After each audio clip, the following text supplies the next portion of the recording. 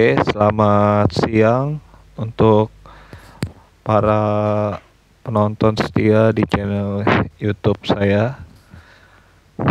Pada video kali ini saya akan menjelaskan mengenai kesimpulan materi dari sesi 1 sampai 7.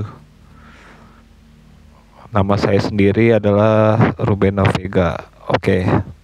Selanjutnya NIM saya 49796714. Mata kuliah yang akan saya jelaskan mengenai teknologi pendidikan dalam pendidikan jarak jauh. Oke.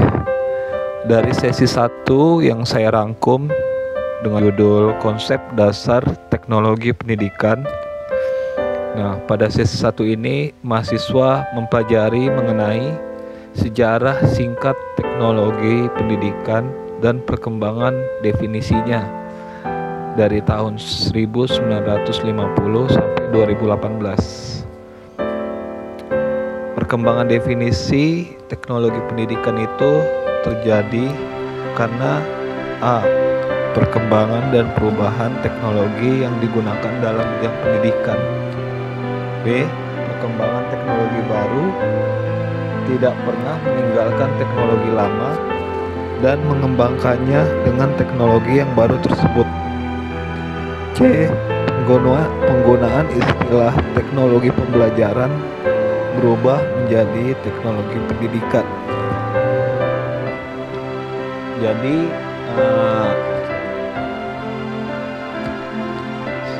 perubahan definisi itu terjadi karena para ahli itu mengembangkan dari teknologi lama ke teknologi baru. Jadi perubahan definisi itu terjadi karena para ahli menganggap walaupun sudah ada teknologi baru, tapi teknologi lama itu juga tetap diperlukan untuk kegiatan belajar. Nah, pada sesi 2 itu membahas mengenai teori pendidikan jarak jauh, konsep dasar dan ciri-ciri pokok. Konsep dasar pendidikan jarak jauh berkembang dan berubah dari waktu ke waktu karena 1. Kemajuan produk dan teknologi yang dipakai dalam pendidikan. 2. Perubahan aksesibilitas teknologi oleh peserta didik. 3. Semakin besarnya variasi kebutuhan pendidikan di kalangan masyarakat. 4. Semakin besarnya jumlah peserta didik yang membutuhkan program pendidikan dan pelatihan atau diklat. Lalu pada sesi 3 membahas mengenai berbagai variasi praktek penting dalam pendidikan jarak jauh. Pendidikan jarak jauh bisa diterapkan melalui metode asinkronus seperti modul online atau video pembelajaran dan metode sinkronus seperti video konferensi. Praktik penting lainnya termasuk menggunakan LMS atau Learning Management System seperti penggunaan modul, Moodle. Jadi kalau pembelajaran jarak jauh itu menggunakan aplikasi seperti Moodle. Saya sudah menjelaskan pada video-video sebelumnya Moodle itu seperti apa.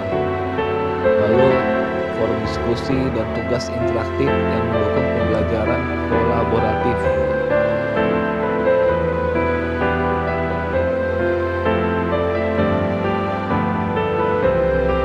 Sesi 4 membahas mengenai fungsi teknologi pendidikan dalam pendidikan jarak jauh. Teknologi pendidikan dalam PJJ berfungsi sebagai alat untuk memfasilitasi interaksi, menyediakan platform untuk akses materi belajar, dan mendukung evaluasi serta penilaian.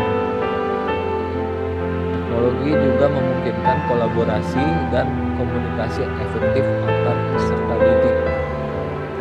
Yang kedua, manajemen PJJ berfokus kepada prinsip diantaranya pembelajaran yang berfokus kepada peserta didik, penggunaan sumber belajar secara luas, fungsi studi, dan praktek etis, penggunaan teknologi PJJ, dan penggunaan teknologi. Pada sesi 5 membahas mengenai aplikasi teknologi pendidikan dalam memecahkan masalah pendidikan jarak jauh. Yang pertama, teknologi pendidikan membantu mengatasi tantangan seperti keterbatasan akses ke sumber belajar, isolasi siswa, dan kesulitan dalam pengawasan dan penilaian. Penggunaan platform e-learning, alat kolaborasi online, dan sistem penilaian otomatis meningkatkan efektivitas PJJ. Yang kedua, bahan pembelajaran yang didesain khusus untuk PJJ diharapkan dapat dipelajari peserta didik secara mandiri. Proses belajar mandiri peserta didik diarahkan pada pencapaian tujuan pembelajaran yang ditandai dengan pencapaian skor yang baik dalam hasil belajar. Selanjutnya sesi 6, bahan pembelajaran jarak jauh. Bahan pembelajaran jarak jauh untuk PJJ mencakup modul elektronik, video, audio, dan materi interaktif yang dapat diakses peserta didik online. Bahan ini dirancang untuk mendukung pembelajaran mandiri dan memberikan pengalaman belajar interaktif serta menarik. Nah, penilaian pembelajaran jarak jauh menggunakan beberapa jenis tes, diantaranya tes acuan patokan dan tes acuan normal. Nah, tes acuan patokan itu digunakan untuk mengukur penguasaan materi atau pengetahuan keterampilan peserta didik, dan juga bisa untuk menilai sikap perilaku yang terdapat dalam tujuan pembelajaran. Sedangkan tes acuan normal digunakan untuk mengukur pencapaian peserta didik dengan peserta didik lainnya. Oke, sesi 7.